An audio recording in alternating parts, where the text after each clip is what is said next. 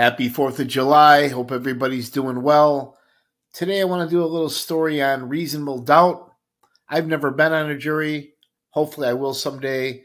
But on some of the trials I went to, with some of these witnesses the government called, there was definitely some reasonable doubt where I might have found the defendant not guilty. For example, here, Sammy the Bull Gravano participated in 19 murders, lied on the stand, but yet the jury found him credible.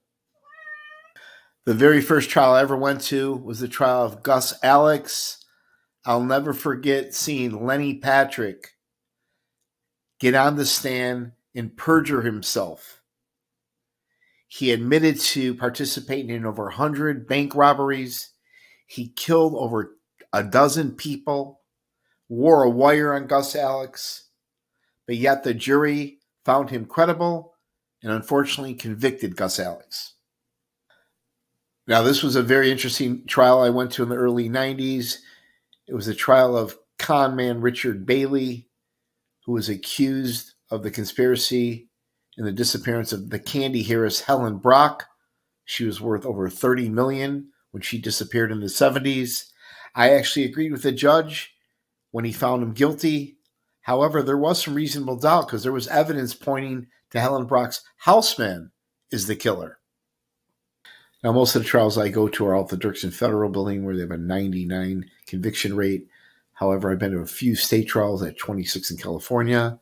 Actually went to the second murder trial of outfit hitman Harry Alleman. And I saw this corrupt lawyer here, Bob Cooley, lie on the stand and talk about the wire that he wore on Harry Alleman and Fred Rohde. I found him not credible, creating reasonable doubt. Now, during the Good Ship Lollipop trial of Rocking Felice, Sully D, Bobby Gabit, and Louis Marino, you had the government's witness, government informant snitch. He actually wore a wire and testified against the entire crew. This lowlife was the worst witness I've ever seen. He actually lured two of his best friends to their deaths. And I'll never forget seeing top defense attorney Bruce Cutler rip him a new asshole, admitting that he lied. Now, listening to this government snitch informant on the left here, Illinois lobbyist Stuart Levine, I definitely wouldn't have found Blago guilty based on this scumbag's testimony. He testified that him and some of his gay friends would have these raging sex-themed drugged parties during business hours, during the day at the Purple Hilton Hotel, same place where Dorfman got clicked. This was during the Blago 1 trial. Now let's talk about reasonable doubt. Nick Calabrese testified that he thought out of the corner of his eye that he saw Rocco Infelice at the house in the basement at Bensonville. But he wasn't sure. Keeping in mind it was many years ago. However, the FBI had Rocky Infelice under surveillance at a different location. That's reasonable doubt. I was so disgusted during B.J. Jehoda's testimony that I actually walked out of the courtroom. I went to the second murder trial of Bobby Salerno. The first trial, the jury actually hung on Bobby. And B.J. Jehoda lied on the stand.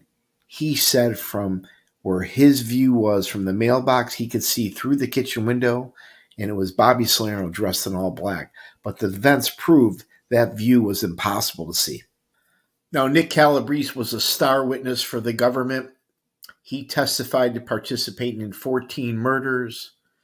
I found him credible for the most part, but if I was on that jury, there was definitely some reasonable doubt. For example, when he first sat down with the FBI after they told him, we have your DNA on a bloody glove left at the John Feccarata hit, he left Jimmy Marcello out of it and said Feccarata picked him up to this Balatro's house. Now, these are the men that Nick Calabrese claimed were all at the house and participated in the beatdown of the Spalatros. He claimed little Jimmy Marcello picked him, Feccarata, and Jimmy DeLapper up in a real fancy minivan adventure. Some people think, though, that Nick lied, that he put some of the heavyweights in the Chicago outfit there just to make his story bigger. Now, here's more reasonable doubt at the family secrets trial. Nick Calabrese testified that after the Spilachos were beat to death, that Joe Ferriola, boss of the outfit at the time, and Nick Calabrese all went to a diner, had coffee, and Joe Nigol told them to cut up their gloves into little pieces because all the guys in the basement had gloves on. However, he also testified that John Feccarata was part of the botched burial. So how could Feccarata be at both? Some more reasonable doubt at the family secret trial. Nick Calabrese testified on the stand that one of the first murders he participated in with his brother was of Michael Hambone Albergo. He made the fatal mistake of going around town saying if he's going away, he's not going away alone. They killed him. They buried him at the parking lot between the old Comiskey Park and the new Comiskey Park. Nick was so scared he pissed in his pants. But when the feds went there was no body. Now, if I was a jury on the family secrets trial, there was definitely a little bit of doubt when it comes to Joey Lombardo. He was charged with killing Danny Seifert. Mrs. Seifert took the stand. She was real emotional, and she testified in court that one of the masked gunmen that held her at gunpoint was Joey Lombardo. But he had a mask on. How could she tell it was Joey? To me, that's a little bit of reasonable doubt. Now, I went to the Mike Sarno trial where two of the government's main witnesses were the guy in the upper left-hand corner who obviously had an axe to grind. He had beef with Large. Eventually, they blew up his building. And then Mark K., career criminal, he actually got caught by an older man during a home invasion robbery and actually stabbed the old man in the leg just to break free. But somehow the jury found these lowlifes credible. Now, here's a guy that repeatedly lied on the stand. You got Chicago outfit associate James Lavelli. He was part of the violent Lenny Patrick crew.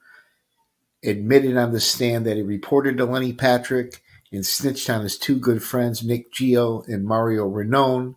And he also told the ladies and gentlemen of the jury that Gus Alex was a high-ranking member of the Chicago outfit. No way did I find him credible.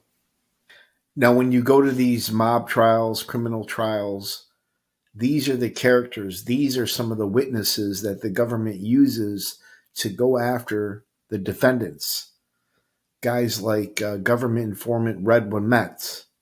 And then part of the Tony Spilotro crew, you got career criminal, burglar thief, Frankie Collada. And somehow the jury finds these guys credible because of all the detail that they have. Now, here's two clowns here, Bobby the Beak and Jimmy the Weasel. Obviously, I never seen Jimmy Weasel testify in court, but I did my research. He was one of the guys that testified against Joey Aiuppa with some of his bullshit and lies. But I did see Bobby the Beak Siegel. It was obviously he was a nervous wreck testifying at the family secret trial. He testified he took a lie detector test to prove he had nothing to do with Ricardo's break-in. Now, in some cases, some trials, the government gets a little desperate. And once they start calling in jailhouse snitches to testify, big flags go up. Reasonable doubt all over the place. These inmates, a lot of them, not all of them, but most of them, are just trying to get their sentences reduced or make their time in prison a lot easier. Now, again, our prosecutors are some of the best in the entire country. You got the late Mitch Mars with his team Marcus Funk, Gary Shapiro, John Scully, and then on the right, appointed by President Ronald Reagan, you got Judge James Zagel. This guy put away all the outfit guys. And for Nick Calabrese's cooperation, admitting to killing 14 people, Judge Zagel only gave him 6 years. Now, please keep in mind that court cases are open to the public. Any one of us can go at any time. Just take the bus or train downtown, find out what's on the docket, go to inside the courtroom and observe. There's nothing like it, especially the mob trials. But one thing I learned, 99.9% of the time, all the defendants are found guilty and end up in federal prison.